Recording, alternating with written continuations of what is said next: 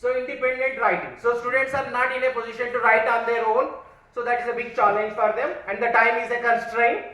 For formatives is difficult to perform. Student participation is very less. And there is one proof that in the group I have shared the 3 links. The first link is to brainstorming activity. I want to know what do you understand about the formative and what is your opinion how the formative assessment is effective. How many of you have already seen that link? Please raise your hand. That's good.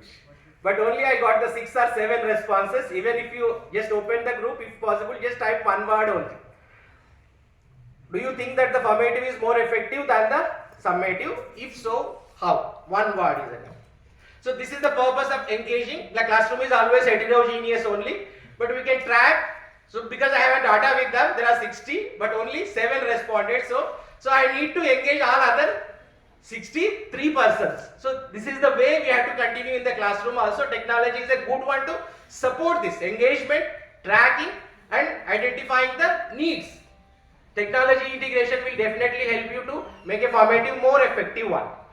And next one is the lack of understanding. Teachers are not aware of what is formative and what is summative. They consider it as simply a test. Focus on the product. So most of the time our education system is facing this problem that we are focusing on the product, not on the process. So what the student is doing is more important what you get at the end of that. End product is always not a much important, but his attempts to do that work is more important. We should focus on that. And examination oriented teaching. Teacher always focus on the marks and the grades. So suppose there is a workbook in that, so that they want to ask those questions in the examination, they won't consider that as a teaching purpose. And the task burden, because this is mark rate, the reason is that the student made a complaint that because every teacher is giving these 4 components on the 25th of every month. So means 5 days time, they have to complete the 7 into 4 tasks.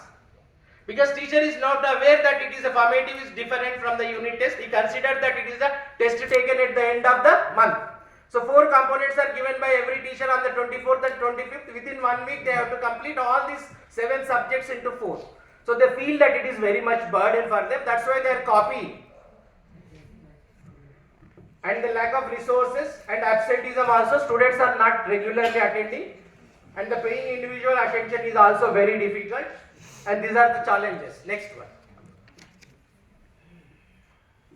So after interviewing the people in the SCRT and the state level people who prepared the CCE modules, so this is the purpose of introducing the CCE or the formative, but this is what the happening in the ground reality.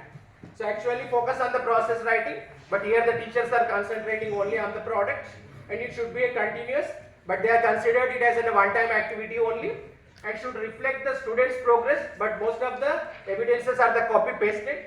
And the journey is more important, then the product and the destination is given a more important. Evidences are the written and oral form, but they are, what is happening is they are collecting only the written evidences. Formative tools are integrated part of the classroom transaction, but they consider it as a separate. That means writing is the byproduct of your classroom teaching. Project is also integrated part of your classroom teaching. Read and reflection is also integrated part of your classroom. But they consider it as a separate activities, not integrated with their classroom. That's why it become a burden for the student and also for the teacher. So errors are the stepping stones for the learning, but some still believe that the notebooks must be an error free. Because teacher is not allowing them to write it on their own because he will make a mistake. That's why he is giving a source material or the question bank, something else. So they are copying. Then they are not allowing them to think. Teacher is not allowing the students to think on their own. So peer assessment and the self-assessment are encouraging, but the teacher is only assessed. This is happening and this is expected to be happening. Next. So to address these issues, these are my suggestions and interventions for that. So generally teacher will give the instructions like that. Read the lesson. So that instruction is not going to work, but the teacher instruction must be an engaging. So there must be a task in the instruction also. Read the lesson, while reading, do this and do this. So then only the students will involve in the process of reading.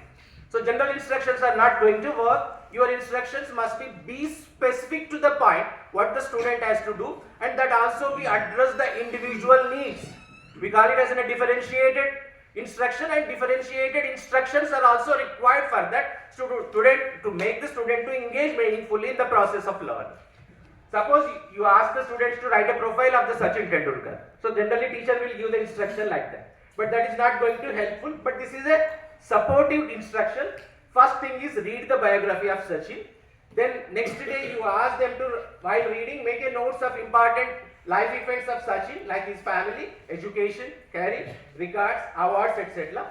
Then the last step is he has to prepare the profile of the student. Next, read and reflection is also the teacher will ask give the story and read and reflect. But he has to give us some suggestions after reading. You think of important character in that particular story. Which part of the story do you like most?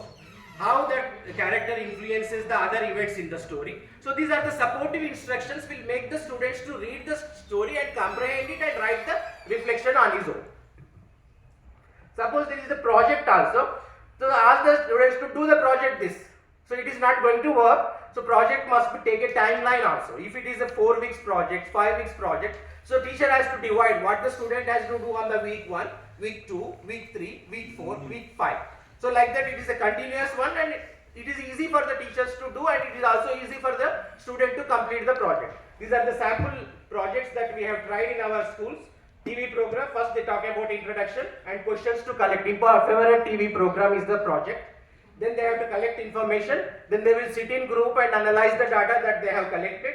Then they make some inferences and they will write the findings. And at the end they will present it to the entire classroom. Next.